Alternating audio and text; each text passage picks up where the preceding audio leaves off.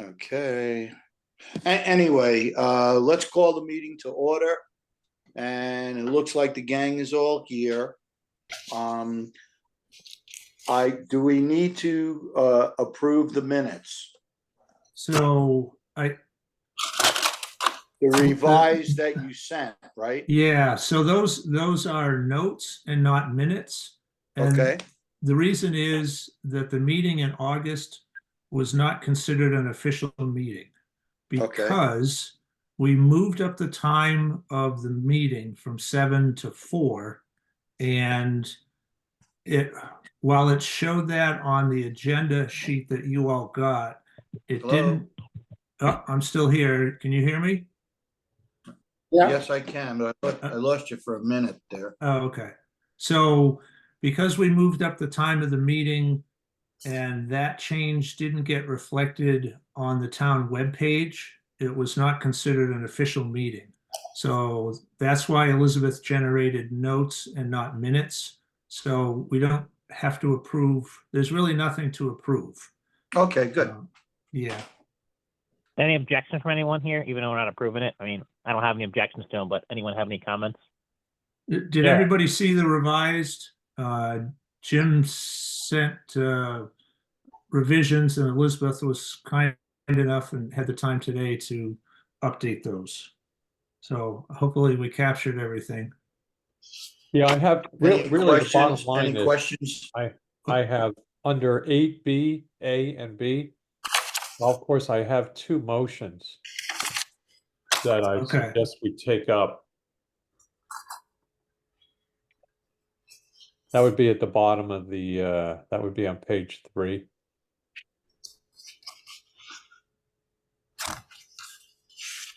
The season pass holder outreach is listed under new business, so we can address it then. Okay. Um, It doesn't matter to me, you know.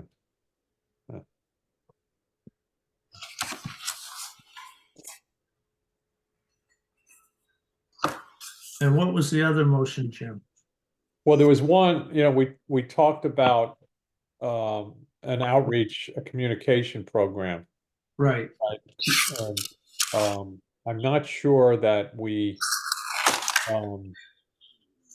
consider a motion to for the Golf Advisory Board to consider something for the 2025 season.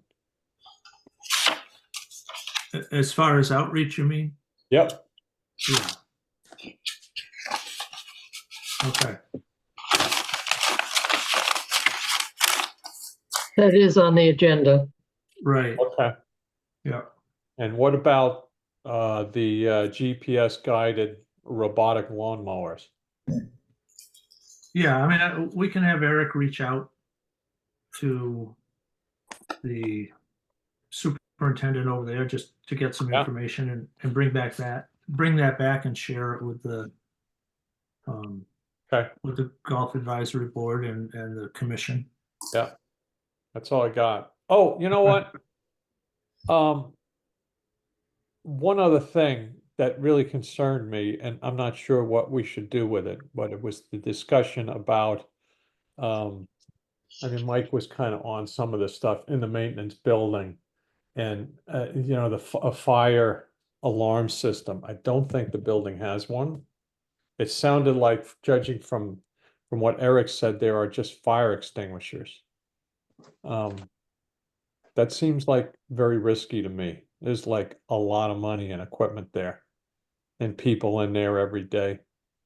I was really kind of surprised there wasn't an alarm system.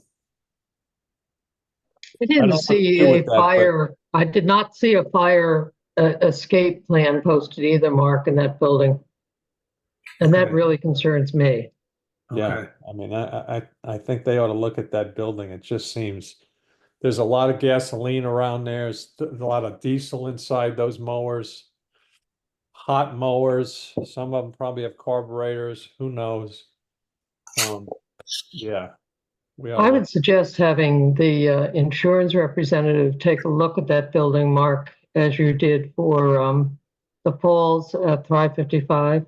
Oh, yeah. Because I don't think there is a Eric could not identify another point of egress from the building other than the two big bays, one of which would be hard to reach because of all the equipment. And I didn't see another point of egress in the building. Is Okay. this an insurance person that like works for the town or like from the insurance company we use? No, insurance company that we use. I can't hear I you. would advise against that only because what happens if they start finding stuff and raise our policy? We might want someone to look at it, but I don't know if the insurance person we use is the best person to come in and you know, show them our dirty laundry. Just my advice. Maybe we want to have someone from the town that does risk look rather than the person we pay money to that they might raise our rates for.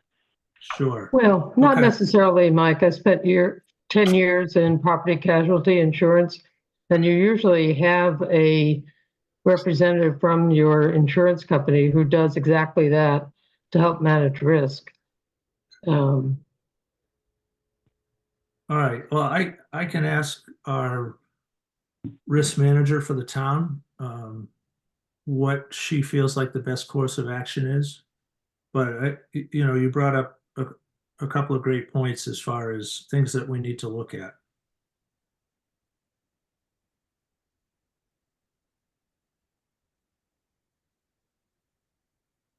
So I will do that.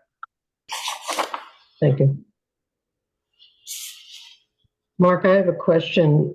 Since our meeting in August was not an official meeting, do we have to go back and reapprove the minutes of the June meeting?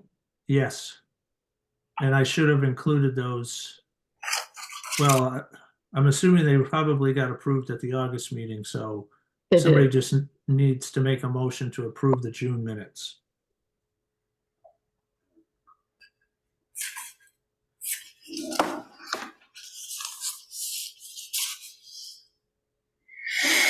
Does somebody want to do that? Sure, I'll make the motion. Okay. Then we need somebody to second it. I certainly will second that. Okay. And any discussion? I don't think we had any when we were talking.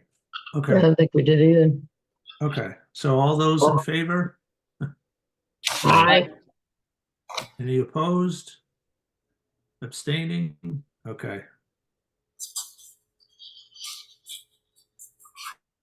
All right.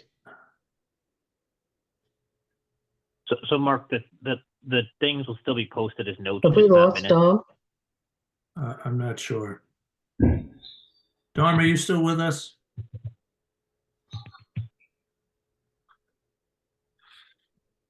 Dom? Well, let's see. No, we've No, only he's got off. 5. We've got 5 participants, so we've lost Dom.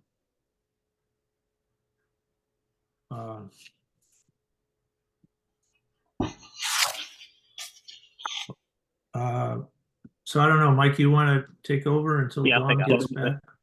All right. That's fine. So Mark, the meeting notes, we'll call them, they'll still be posted, right? They just won't be official minutes. Is that how it works then, or? You know, that's a great question, Mike, and I'll find out Okay. what the proper procedure is. Yeah. Yeah, and I guess other student council my vote would be let's post them, let people know what we talked about, whether it's a quote unquote official or not, right? It gets good info out there. So Sure. if we do post them, I would be okay with posting them as is. Others can make comments to that. Okay.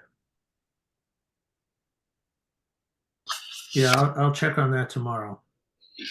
Let me just open up the agenda. Hang on. Okay. All right. And I think the only thing we might have to approve from last time then, if we didn't officially approve minutes, there was another thing that we did approve in that, and it was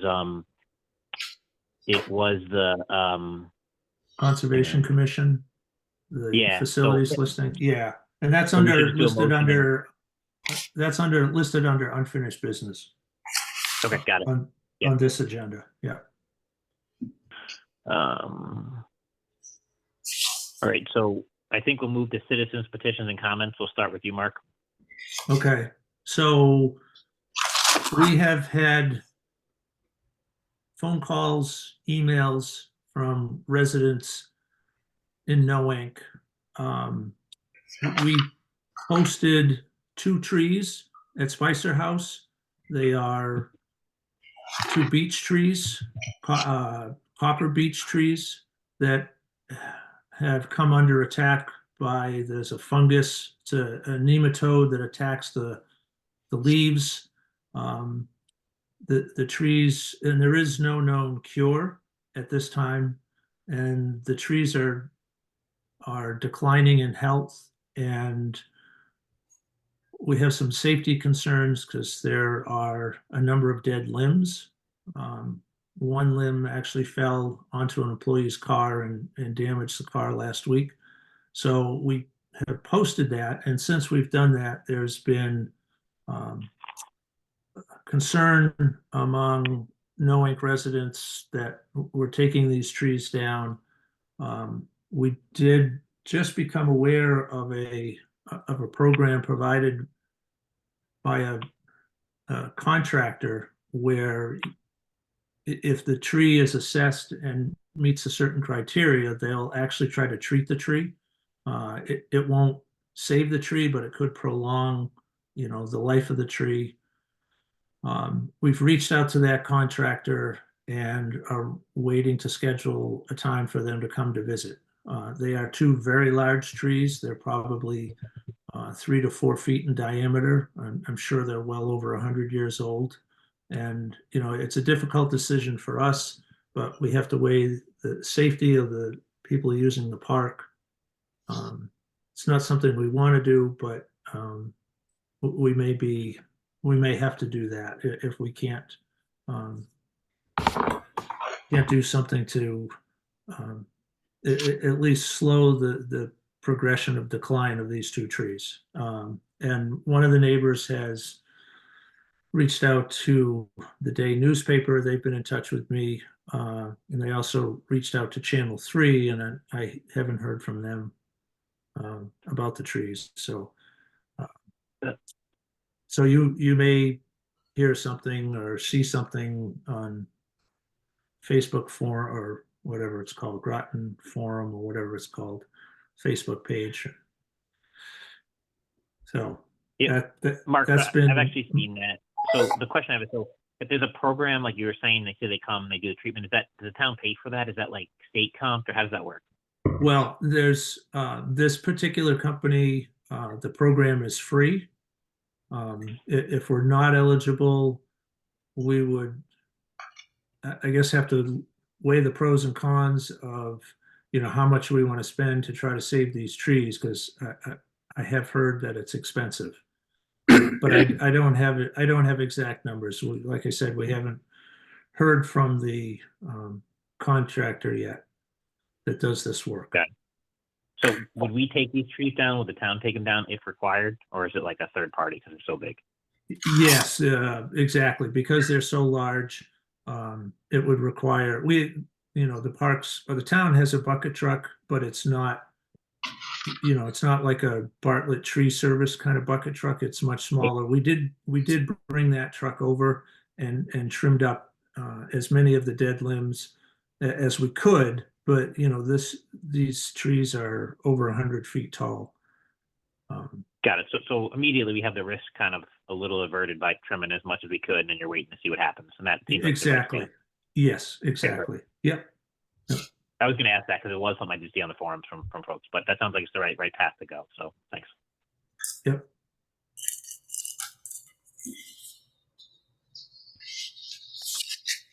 Other petition? I assume we don't have to take any actions on that. That's just more of like a for info, Mark, right? Yeah, exactly. That's just kind of information.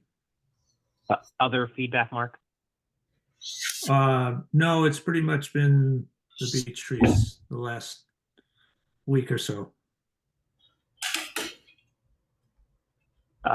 Other commissioners, any other feedback? No,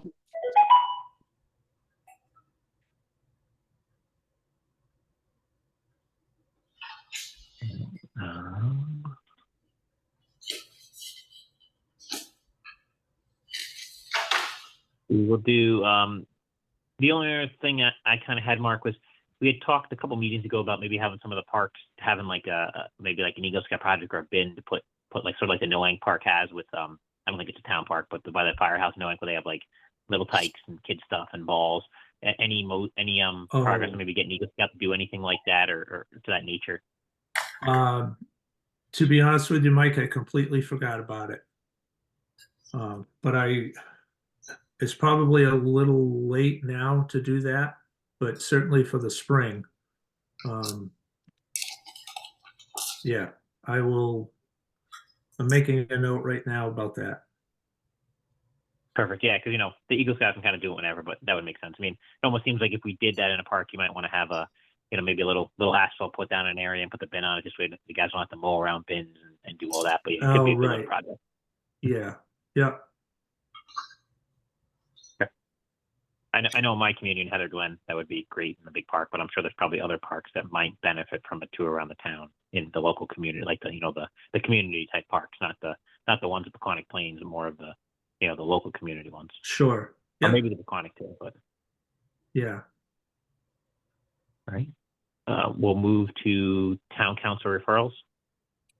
So I did get a referral from the town council. The Groton Little League had requested funding to replace a scoreboard at Calvin Burrows Field.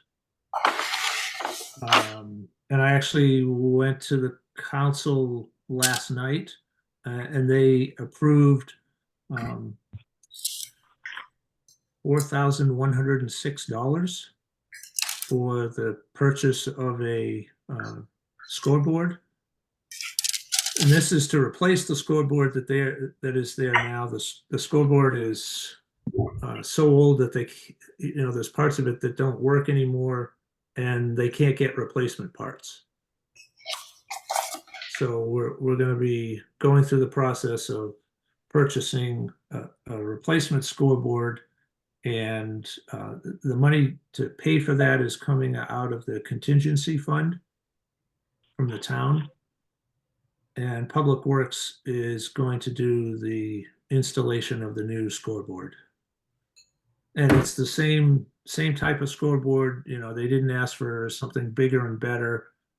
It reports the same information: ball strikes, inning, and score of visitors and the home team. Mark, a quick question. I mean, that totally makes sense. So I know I personally went this week to look at all the fields because the field meeting is tomorrow, so I wanted to brush up on kind of all the fields that we had in the town. Yeah. Does it matter? So there are, like the high school has some new fields, the middle school has some new fields. There's a lot of ball fields around town. Sutton Park's going to potentially get new ball fields. The whole master plan, whatever gets approved. But does it make sense or matter where some scoreboards, like the town might want to have one type of scoreboard, so spare parts are universal between all the fields? Does that matter? And have we looked at that? Or does it kind of erroneous because you can get parts or everything? It was an idea, and I don't know if it makes sense or not from a sustainability standpoint to have them all the same brand, make, model, whatever you want to call it, across the town as we do improvements. Yeah, that's an interesting idea. We try to do that with our mowers and weed whackers and things like that, so that if one goes down, we've got we can kind of cannibalize another Correct. one to keep it running. And that's an interesting idea on scoreboards. I'm not sure.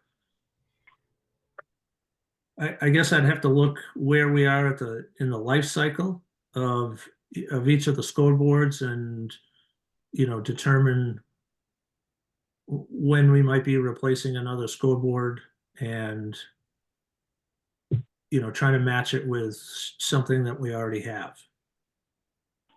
Yeah, and it's not a large expense, like you said, $4,000. But if maybe we choose going forward that we like Type A for scoreboard, maybe all new scoreboards are bought like Type A, and even if they're not back universal, what we have now, is there an optimal one that we should buy going forward, and that would be like the town's quote unquote standard, whether it's official or not. Just it's something that you might want to consider. Could be good for the school and for the Parks and Rec to, like you said, be able to cannibalize, be able to do stuff like that as required. Could be a good longer term solution. Right. Yeah. Dom, it looks like you're back.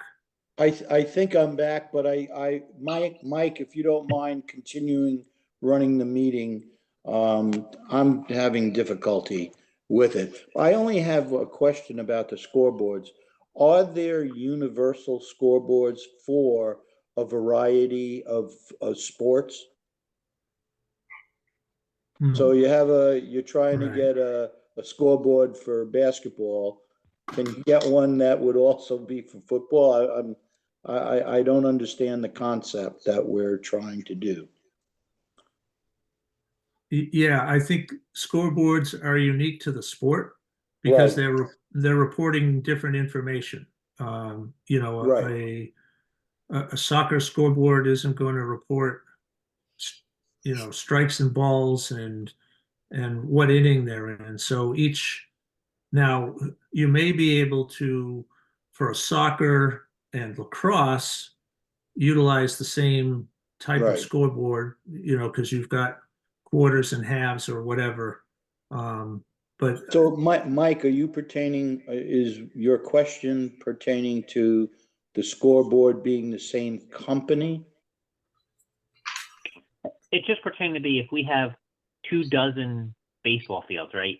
Let's just Right. say, I'm just talking here, we probably don't, but Yeah. you know, if we start buying the same type of scoreboard for all the baseball fields, and because it's not just a scoreboard, right? There's electronic interfaces that usually go to the score box that do different things. So if we have the same one, and maybe the control board, we have one spare, and then if one Right. goes, you can use it like in our submarine program, we have triper parts, right? You can hot swap things. So it makes it easier for maintenance and for the town to hot swap things as required. A big game's coming up. We could even pilfer one of the other ones to, you know, take the score, take the inlet, you know, chip A out, right? Like it makes it easier for maintenance. So I was saying Yeah. maybe we want to make a standard going forward. Maybe the stuff we have is incompatible with anything, but you know, we just say, hey, we buy type A, and then we start using that as we replace. Could be 15 years before we replace another scoreboard, another one. But with all the new fields going up, right, that are in the thing for tomorrow's meeting, it might be good to have a standard that we ultimately like through the town as good maintenance, whatever it is, and just set that going forward. That makes sense. Thank you.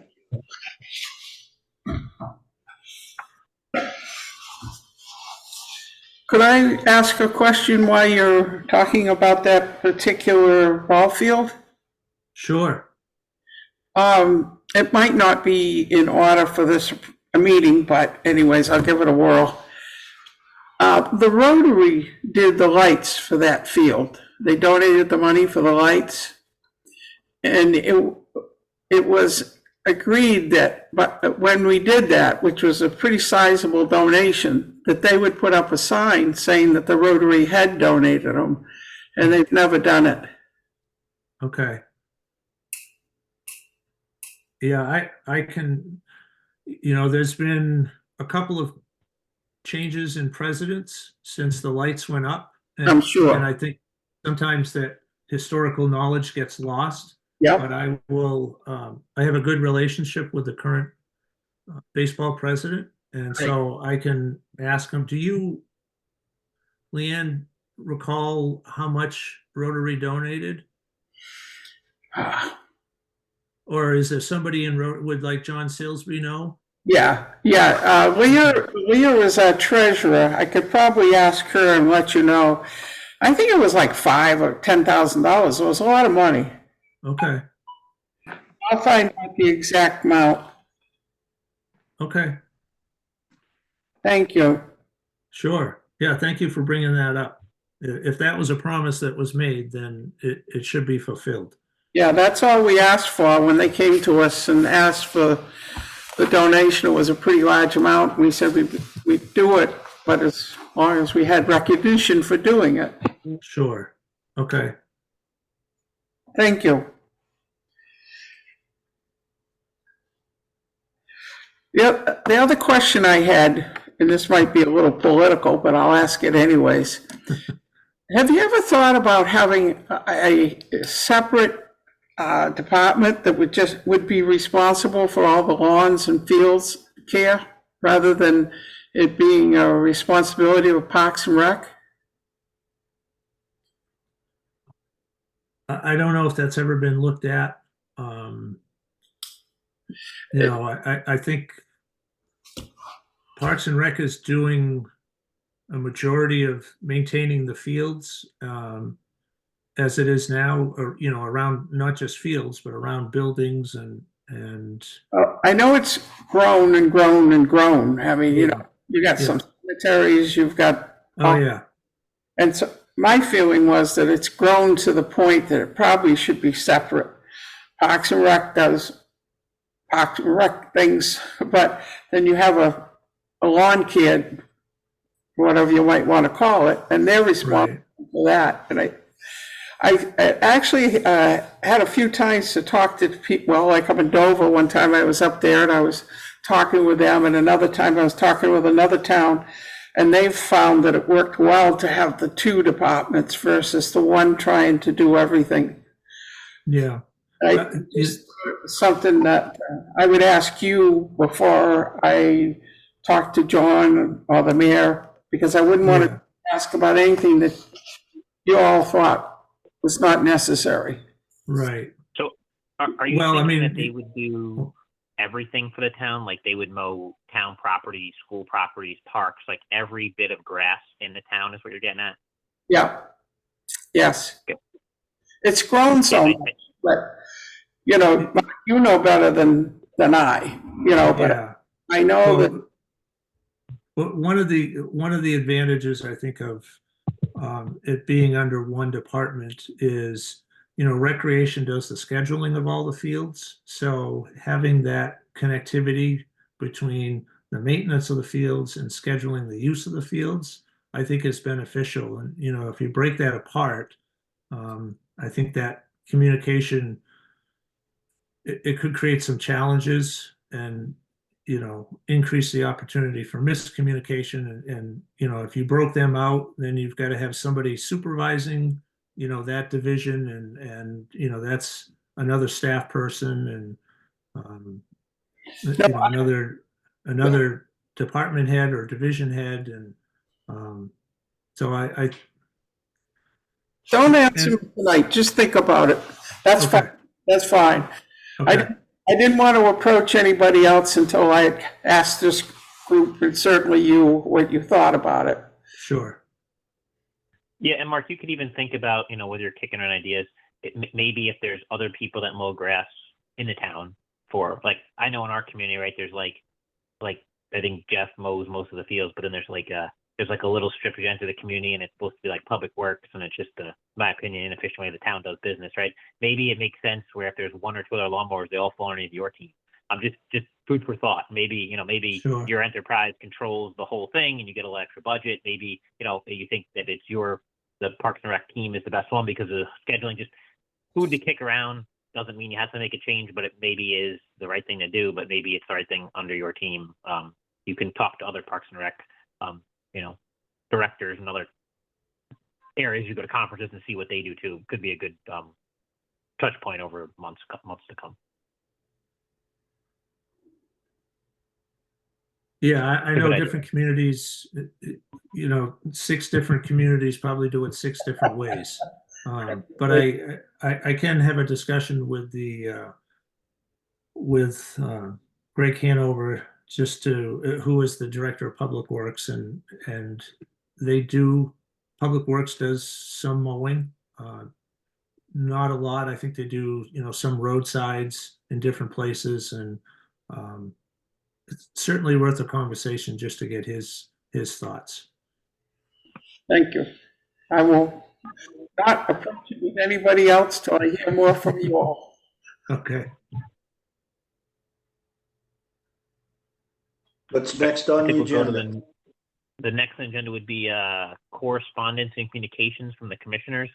So I'll open it up to the commissioners. The only correspondence that I've been getting and receiving a lot of is regarding the pickleball courts, and when they might be built. Yeah, we are waiting on Public Works. You know, we made the decision to go and have Public Works do the installation to save money. And we are subject to, you know, their schedules. I do know that Public Works is down either 4 or 5 equipment operators, and they normally run 2 paving crews, and they're so short-staffed that they're only running 1 right now. So I know they're running behind in some of their projects.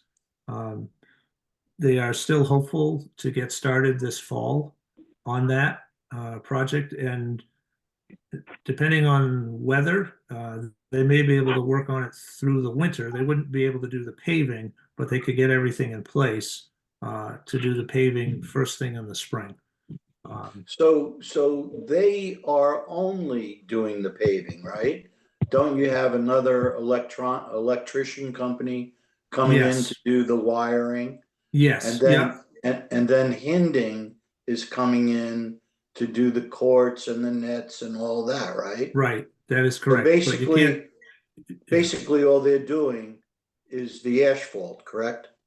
Well, they're also prepping the site in order to Okay, put the pavement down. And got it. Hinding can't paint until the courts are paved, and Right, the fence would go up afterwards because you don't want to try to pave around the fence.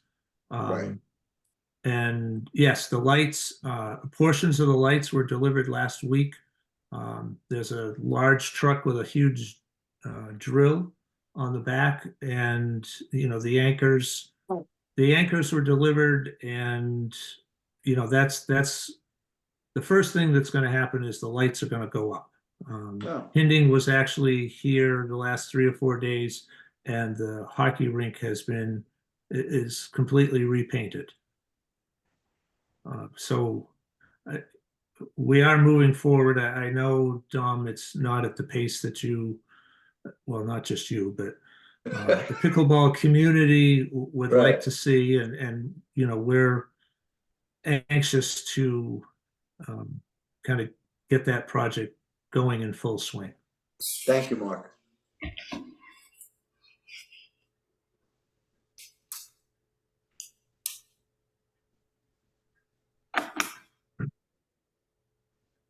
All right.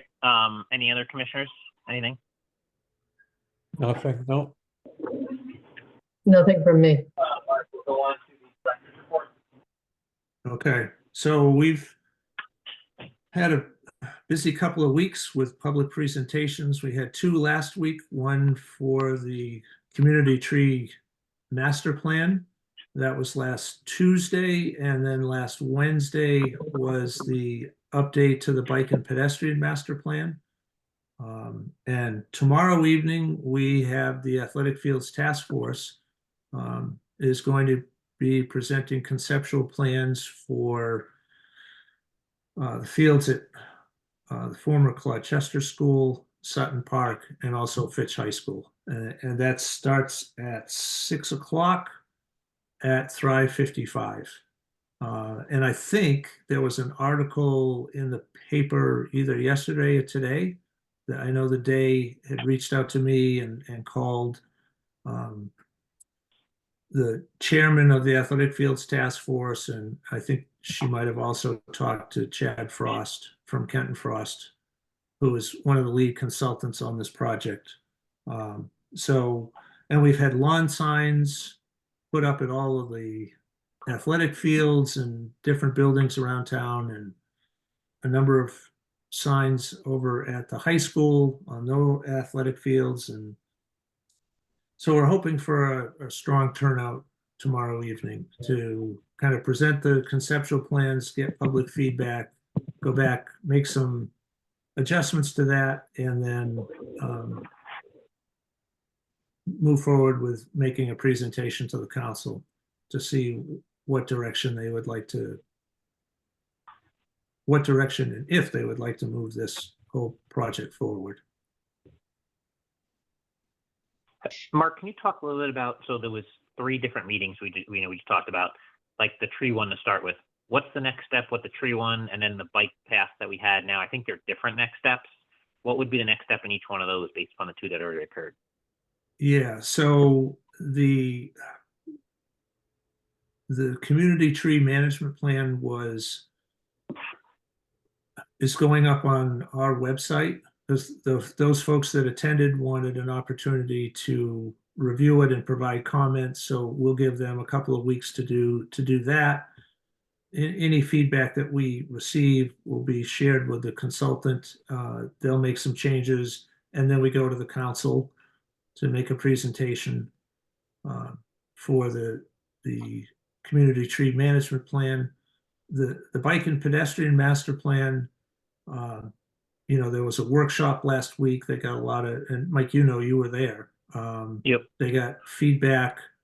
They broke out into a couple of different tables. They had big maps, and there was just an open exchange of ideas, suggestions on routes where people felt there was a lack of safe connectivity. There's no sidewalks, or the road is really narrow, or whatever. So they're taking that information plus the close to 600 surveys that were filled out, and taking all of that information and putting together some recommendations to be presented, I think, again, to the public and then to the council, or it could be just directly to the council. I don't remember if there's 2 steps or just one. Thanks. And on the tree one, Mark, is that when they come in, does that have action? What I mean is, I guess, a final report comes out, it goes to the council. Is it just a management plan saying, hey, going forward, we should operate this for chopping a tree down, planting a new tree? Or is there actual things that come out of it? Like, hey, they want to go chop down 15 trees, plant 17 bushes, or like, what is the end goal with that one? Yeah, there's a number of goals and objectives, trying to establish a percentage of tree canopy in Groton was one of the goals. And we're already utilizing the information that was collected through the tree inventory. So the tree inventory identified areas in the community where there's a lack of trees, and we are working with the manager of resiliency and sustainability in the planning department, and she's written a grant to plant 600, I think it's over 600 trees. And the whole grant that she's put together includes maintenance of the trees for 1.5 years and installation of the trees. Now, that's something way beyond the scope of what our department could do, or Public Works. So the grant was written to bring in a contractor who would not only plant the trees and then would kind of maintain the trees over the next 1.5 years or so, until they got established. So there's already actions taking place. Sounds like it's a good thing that is, quote unquote, free money, not so much town money, but there's some actions from it taking place based upon that and applying for grants.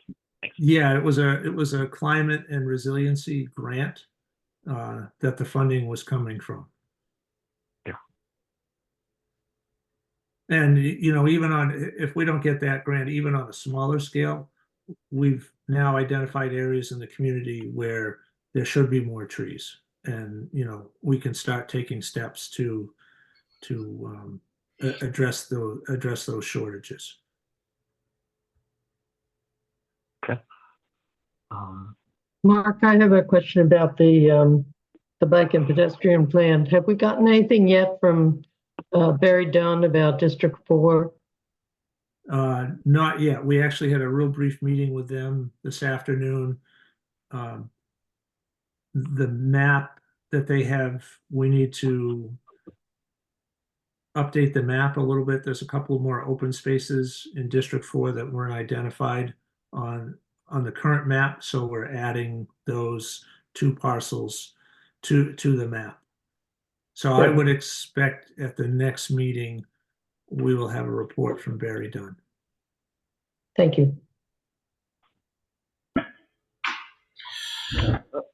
I might, Mark, I'm sorry. Go, sorry. You can go first. Go. Thank you. I might mention the Rotary recently made a donation of $500 to the beautification committee for 2 trees. So I expect they'll be talking with you. Whoever takes on the further responsibility of that will be talking with you. Oh, terrific. Okay. I think that it would be good to have, we had done it originally, what the thought was, at the intersection of 117 and Route 1, where a sign has got to go back up, the entrance sign. Right. Yeah. On either side of that, but they're going to have a discussion with you, Missy, from our committee. We'll be in touch with you to talk with you about location. Okay. All right.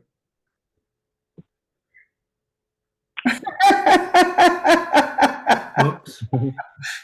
Mark, so in the report, I had two questions. One is the playground at Peconic Plains you talked about, I think replacement, there. Any idea replacement cost? And then that playground kind of has, I'll call it like 3 playgrounds together, and that it's the biggest used play area, but I'm just talking about the one that's, in the back of the dirt lot there.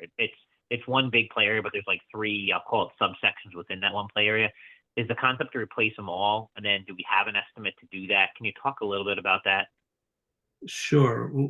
We do not have an estimate yet. The committee that's being put together to kind of lay out a strategic plan to replace that playground. Yeah, we don't have any conceptual plans yet. I mean, we just had the kind of the kickoff meeting. All of that entire playground gets used extensively. You drive by there on a nice day and you'll see 50 to 60 cars. And we have been replacing pieces and parts of that playground for years. Some pieces we have pulled and not replaced just due to the cost. And that playground is nearing the end of its life. And so we're planning, it's going to take a couple of years to do some fundraising. But before we do the fundraising, we're going to need to know an approximate cost, because people aren't going to make donations without knowing what it looks like and what it's going to cost. And so don't have either of that information. Yeah, we don't have that information yet. Okay. My question was leading to kind of that. And then when I look into the fields plan for tomorrow, they're going to talk about, really just talks about the Colchester property, but really they are integrated, Peconic Plains and Colchester. It's kind of like that I'll call it city center area. Right. Will they talk tomorrow about the integration of the Colchester to the existing Peconic Plains, or is there plans to, I'll say, make nice walkways between them? Is that something part of tomorrow's discussion? There is a walkway now that connects Colchester to the playground. It's a paved path. I think where the school is, there's a lot of parking going in, and I would have to look at the plans again to see if there was any type of enhancements to the connectivity between the playground and the fields. Yeah, and tomorrow night, if you're going, that would be a great point to bring up. The meeting's being recorded, and I know Kent and Frost will be listening to whatever comments are made, and that would be a great time to make that suggestion. Yeah, I'll do that, Mark. And where my idea was going really is, whatever comes up with the field, it's probably going to be a large dollar figure at the end of the day, right? Especially look at like the football field thing, right? That's a multi-million-dollar probably, that project, I'm guessing. But Right. The concept I'm going with is, if we're truly going to go to the town and, folks want to spend that money, does it make sense to potentially roll the interconnectivity and this playground into that voting thing? Because I could see this playground, that's a big playground, right? Like, I remember when I looked at equipment for the Heather Glen, the small site, right? That's probably $1 million playground if you replace everything, to be transparent. I'm guessing. Yes. We don't know the cost, but it's large. Does it make sense to roll it into that? Because the fundraising $1 million, and I'm just throwing a number out there, it could be more, it could be less, but that's a large feat. Does it make sense to fundraise, throw it into that? That's kind of where my head's going is, the next step for, even though it's not a field, it is part of that city center. it doesn't make sense to put it in with that if you go to bond or go to vote. It may make sense. That's where my thought process was going. Yeah, no, and I agree with you, Mike. I think, and I don't, we're throwing around big numbers, but if you add $1 million to, and again, I'm just making up numbers, to a $20 million project, is that a big, adding $1 million, is that going to be a deal breaker? I don't know the answer, but yeah, I hear you. Yeah. Excuse me, I apologize for the fact I've got to run, but I'll read all the minutes, and thank you very much for letting me join you. All right. Thank you, Luann. Good to see you. Good to see you. Bye. Good night, everybody. Right. Two other questions here, Mark. The trips and falls, and Elizabeth, maybe for you. So it sounds like you had some good stuff at the senior center. Are there lots of trips and falls? Like any quick suggestions that came out of that? Like, I guess feedback session or whatever you call it. Yeah. So we met with one of the representatives from the insurance company just to do kind of a walkthrough. We had a map of where the trips and falls had occurred, and we're waiting for the report. I think it was just a week ago, Monday, that we met with him. There's a couple of seams in the floor of Thrive 55. So, that building is placed on a cement pad, and there's, I'm sure, more than one pad underneath that whole thing. And there's been some shifting, and part of one section of the pad, I think, is probably either raised or lowered, which has, that energy has been transferred up into the floor of the building. And there's a seam that runs along that crack in the concrete. And so they are going to be making some recommendations. Those will go to Public Works, and it could be lifting some tiles, grinding the concrete down, and then replacing with new tiles so that it's smooth again. But like I said, we haven't had the report come in yet, but that was, some of the comments that were made was, anything over, I think, a 1/4 inch change in it creates a trip hazard. Okay. Yeah, I guess my thought was, hey, if there's good lessons learned from that, we apply it to other projects and buildings we do. That's kind of where my head was going. Like, hey, we did it for this, but if there's good, lessons learned, let's think about them for other areas. Right. If it makes sense. Yep. And then the trash compactor. So I know we have one here. Looks good. Quick question. There was some little graphs and stuff on that, you had in the presentation. I couldn't read them. They're too small, but are they like white? How do you know when they're full? Like, before they used to just send someone every day, every couple of days empty. I'm like, is there like electronic monitoring back? Or are you guys just guessing when they're full? Like, technology, is it technological or not really? It's just a compactor. Oh, no, it's technological. So the Tabitha, the manager of Parks and Open Space, has a dashboard on her computer, and it will tell you when it's 50% full, 75% full, and when it's full. And so, yeah, it's saving us a lot of traveling time and staff time. And it's also can absorb a lot more trash than, just a single ballot, because it gets compacted. So, yeah. So, Yeah, and usually that's the case for mobile each. connection? Yes. Yeah. So when it gets full, Tabitha can tell the park staff, hey, the next time we are doing a trash run, we're going to have to swing by and pull the barrel out and empty the trash and kind of resets. All right, thanks. I have no other questions on direct reports, but floor is open for other commissioners.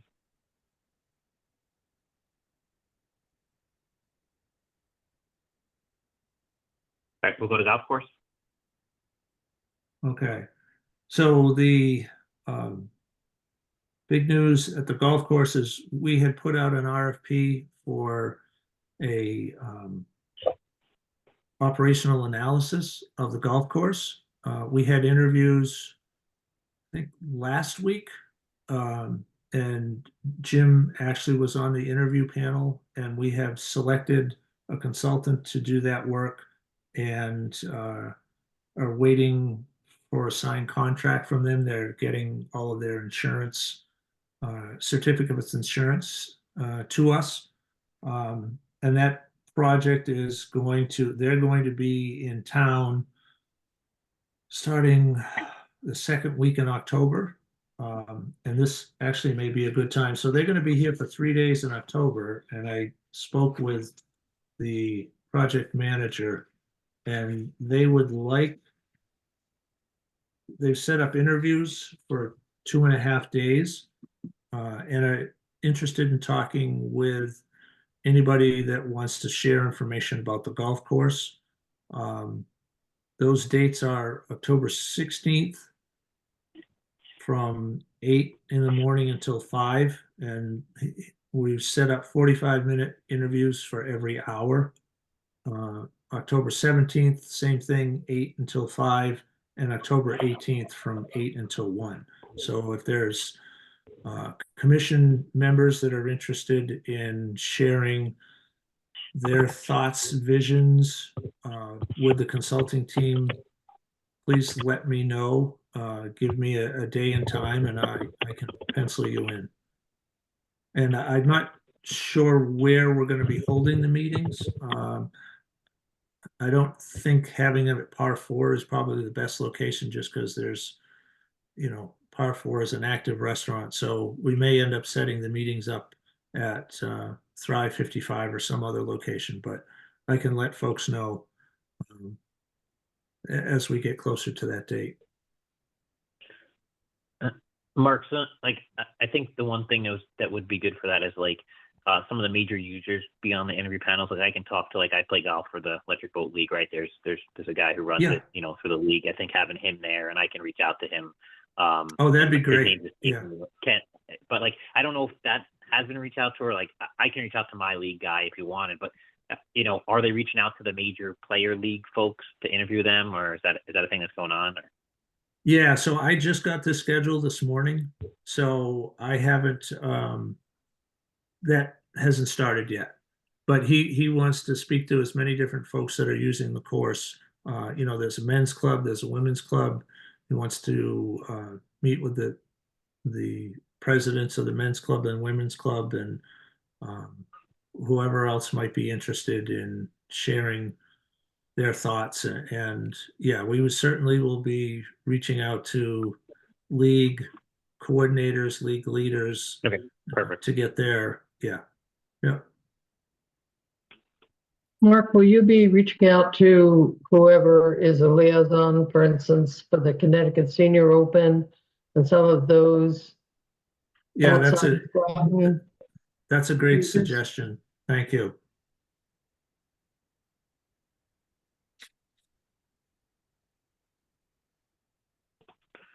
The only thing I have on the golf course, Mark, is last meeting we had talked about, I had, proposed I guess a vote or something to put the flags back to the 3-color flag system. I did not write you a letter as we left the last meeting yet, because I had talked to someone on the golf board since that meeting. And when I talked to her, her name is escaping right now, but I think you and me had chatted on the phone, between the meetings. There was a question to the pro over there, to say, hey, why didn't he want to change the flags back? And I think we wanted to understand that before we put a formal recommendation. And I think there was a bunch of people maybe talking at the last golf advisory board, wanting to change it back too. So I don't know if we ever found out why, I think it was Eric was against doing that, but I think that was something we wanted to know before we approached him. Over. Okay.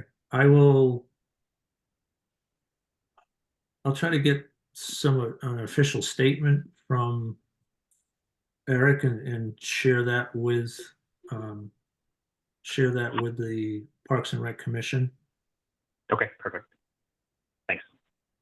Yeah, because I don't want to send you an official letter if there's good reason, right? But I think the public want it, but without knowing all the facts, maybe that sways decisions, maybe it doesn't. So I can't say, but I'd rather know that before I give an official stance for myself and other folks I've talked to. Sure. Okay.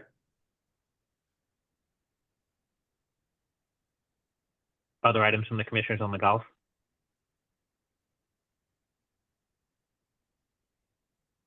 Or No, move to Trails Coordinating Task Force? Okay, we had a meeting last week. Um, I think the town is gonna be partnering with Groton Open Space in Avalonia in putting in a grant request for a trail counter.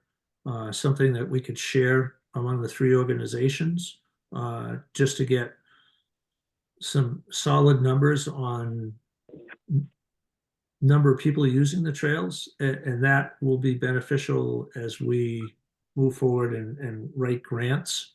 Having that kind of information to say, we see 1,200 users a week at the COP property, or, if on one of Avalonia's pieces of property, if, they have a number of people, know the number of people that are using the trails, then that information would just help strengthen whatever grant applications they may be applying for. So, and we think that by partnering with these other organizations makes a stronger grant application for us. The fact that we're doing this kind of cooperatively.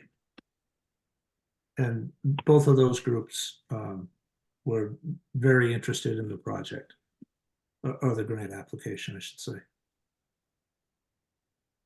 Makes sense. Great. Mark, along the trails, at the conservation area, the grass cutting crew was there, either today or yesterday, I'm not sure. Okay. But they did the main area near the parking lot. Yeah. And then the straight big strip going down. Yeah. But then they stopped. They did not go around the U to Sparkle Lake. So Okay. that area is very high, actually. Okay. So I just wanted to let you know about that. Okay. All right. Yeah, I appreciate that. And yeah, I don't know why they wouldn't have finished the loop.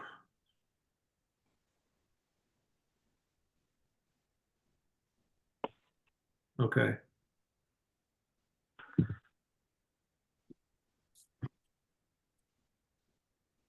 Athletic fields, Mark, kind of rolls in the same thing as task force, but that's the next one.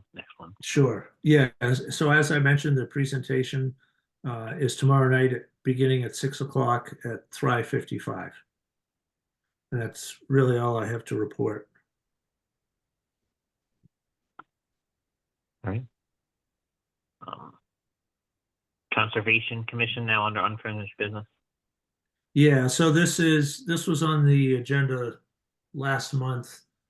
Because it wasn't an official meeting, the motion that was made and passed needs to be made again and voted on. And this is the updated list that the Conservation Commission has put together for all the various parcels within Groton.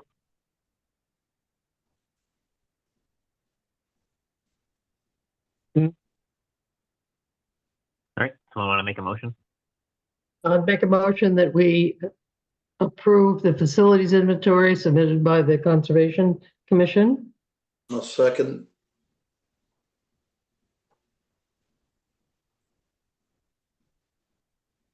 All right. Any objections? I think we were all in favor last time, so same stance for me. But any objections?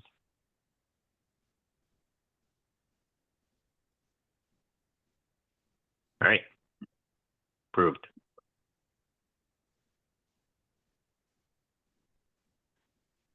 Any other unfinished business, Mark, or we go to new business? No, I think that's all that I'm aware of for unfinished business. All right, new business, Mark, take it away. Okay, so this was, I think, a motion that Jim had made at the previous meeting to develop some kind of a season pass holder outreach program, whether it's a newsletter or an in-person meeting or whatever. So, and I think, I'm not sure if, was there a motion made last time and passed, or was it just proposed? I don't think we made a motion. But that's what the notes don't indicate that we do, that we. I don't think we had a formal vote. Okay. Yeah, I think the discussion was that I think Jim had a good idea. Could we get some type of communication out to the golf season pass holders? Some type of maybe like once a year strategic direction of what's coming, and then maybe something like a quarterly, or I don't know, whatever periodicity makes sense. Kind of like course status update. And I think Jim had some ideas around that. I thought it was pretty reasonable. It didn't seem like it would take a long time for them to do. But I think that was a discussion, and I'll let Jim take it away. Yeah, Is that something that should come from the Golf Advisory Board? well, I think we were thinking about maybe passing a motion to refer it over to them. They're closer to it than we are. Right, good. Yeah, maybe with a suggestion that maybe, something in the spring with a follow-up in the fall. Yeah. Yeah, and I think with the operational analysis, that's going to be taking place over the next few months, that would be a great time, as kind of a kickoff meeting to share the information that came out of the recommendations, just so that the golfers get an idea of where the golf course is headed. Yeah. Maybe they'll be done sometime in late fall. Maybe we Yes. can update all the pass holders in the spring or something like that. Yep. Yep.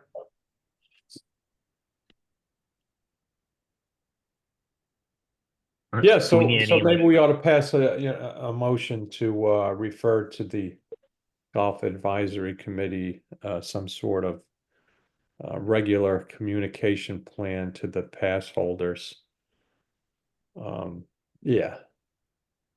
That could be either electronic or in person, and maybe periodically suggested maybe spring and fall, and leave it at that. So I think, Jim, I'm hearing you're making a motion. Yes. Elizabeth, I think you're taking the notes. Do you feel you have enough information from what we just said to jot that down, or need anything repeated? No, it's okay.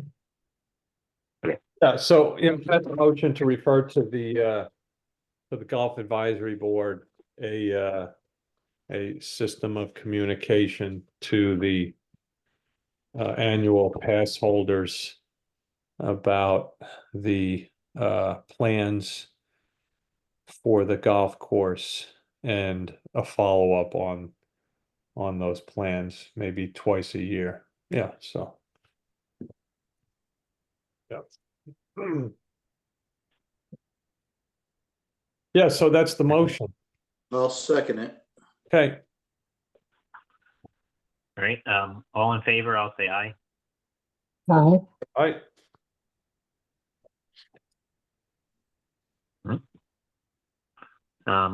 Mark, next meeting date? Actually, there's one other new business item. Sure. And this is really important. I'm not sure if everybody saw the most recent Discover, and there was a commission profile. Mike did the first one. He's set the bar kind of high, but we need another commission member to step forward in order to that we can do a profile for. So Yeah, sure. I'll go next. okay, I don't have a problem with following Mike. okay. Yeah. Well, like you said, the bar's pretty high, Jim. I don't. Okay, well, I'm retired now, so I don't really consider much about bars anymore. Okay. I'm not All gonna right. go into that at all. Yeah. All right. Well, we'll reach out to you, and we've Yeah. got a 10-page questionnaire Sure. for you to fill out. And Yeah, yeah. I'm Yeah. sure my background will be a lot different than Mike's. Yeah, for sure. Yeah. Well, that's what makes this such a great group. Yeah, Is everybody has a different background and a different Yeah. perspective. And yeah. Right. All right, Mike. So thank you, Jim, for doing that. sure. The next meeting is October 23rd. In virtual or in person? Well, actually, that's a good question. So this meeting was actually supposed to be kind of a hybrid. On the schedule, it was planned for the community center. The Wi-Fi at the community center is not great. I think you all remember last year we weren't even able to. Anyone that was trying to attend virtually could not. So, and that hasn't changed. So I don't know if it's whatever the commission wishes. We could, hold it at the community center, or we can do it virtual. I don't have the schedule in front of me. So I think we did it at Spicer House. We've done it at Mystic River School. We did it at the golf course. We've done it at Thrive. And we can kind of, keep circling around and doing those same places. If that's Is there any the place wish new, of, Mark, that we haven't done that would be good that the community uses? Like any other schools or buildings that the Parks and Rec uses that we haven't done it at? yeah, most of the programming that we're doing is at the community center. That's where probably 70–80% of the programs are being held. Well, can we do the community center live? Is anybody available live at 7? I am. Yeah, I mean, we can do Probably. it. We can do it there. It'll just have to. We probably won't offer it as a hybrid. It would have to be Right. an in-person. Yeah. Yeah, I'm Okay. fine with that. Okay. Yeah. Anyone else have objections to that on the commissioners?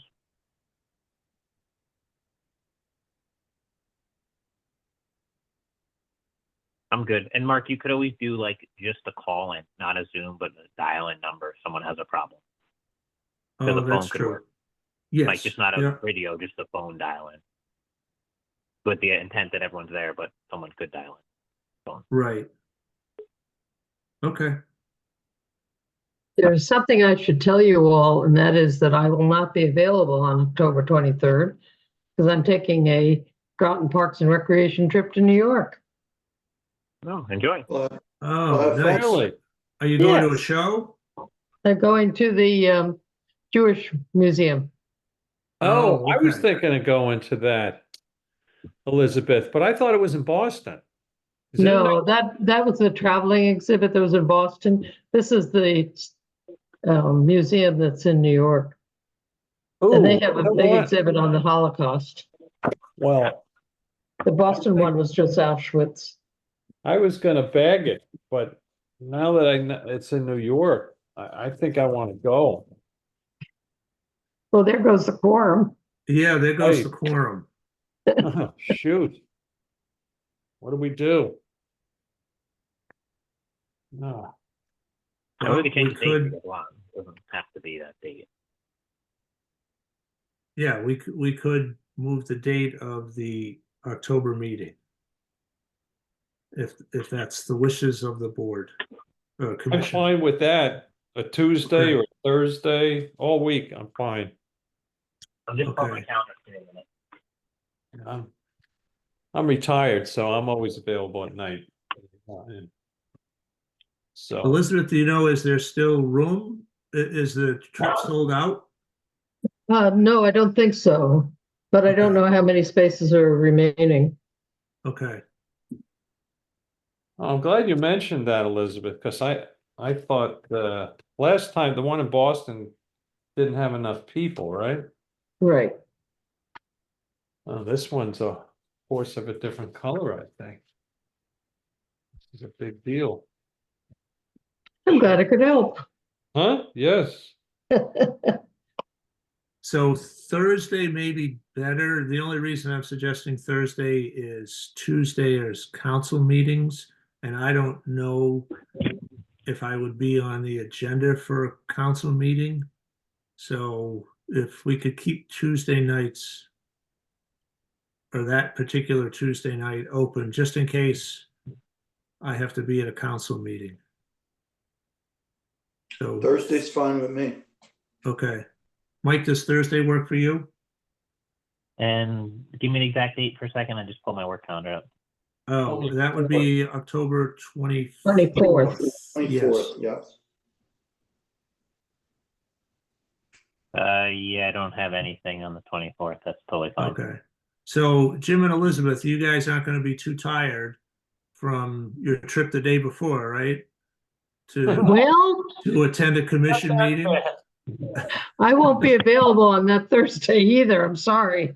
I have a Oh, family geez. event. Ah, okay. You know, not to However- get off topic, Elizabeth, but I read the flyer on it, it doesn't say that it's in New York. It is, Jim. Believe Yeah. me, it's in New York. Yeah, I'm sure it is. Yeah, that's great. No, I'm definitely going now. Talk Sure. to Cindy Olson. Yeah. All right. Well, I mean, if Tom, Mike, and Jim can make it, you'll have a quorum. right. Yeah, it's fine. It's fine with me. Okay. So we'll do it on the 24th. Okay. Okay. I'll make that change. All right. Mark, just before we end, so the Luminary Walk, it looks like there's a Luminary Walk program coming up. I think it's the 4th. Seems like it's Yes. a fundraiser for the town. Is it a fundraiser for the Parks and Rec or just a fun thing for the town, just as a closing remark? No, it's a fundraiser for Parks and Recreation. Has any other commissioners done that walk before? Is it good? It's been We've had canceled the to- last couple of years. Yeah, we've had Terrible weather. yes. I think last fall we rescheduled maybe 3 times, and each rescheduled date it rained. And then we planned it for the spring, and same thing happened. I think we might have rescheduled once or twice, and it rained all of the dates that it was supposed to take place. So we can count on it raining on October 4th. And Not it is, good. Liz, if you went before, is it kid friendly? Because I'm thinking about going, but I have a bunch of neighbors with kids too. Is it good for kids, you think? Good. Oh, Good yeah, event? yeah. It's not Definitely. scary. Yeah, Yeah. yeah. Thanks. Anyone else before we go to closing? Nope. All right, Mark, I had a question for you, maybe just after we're done recording, just quick on the Skype, if you don't mind. I wanted to ask them on one of the sports recs, but nothing to hold everyone up. So I'm going to propose we adjourn, and someone, I guess we need to second that. I'll second it. All right, all in favor? Aye. Aye. I Thanks all. We'll see you in October. All right. So Okay. Mike, are you gonna call me or what's We can just stay on here if you want to stop recording, I guess, maybe. I think you can do that, right? yeah, let me figure out how to do that. Let's see.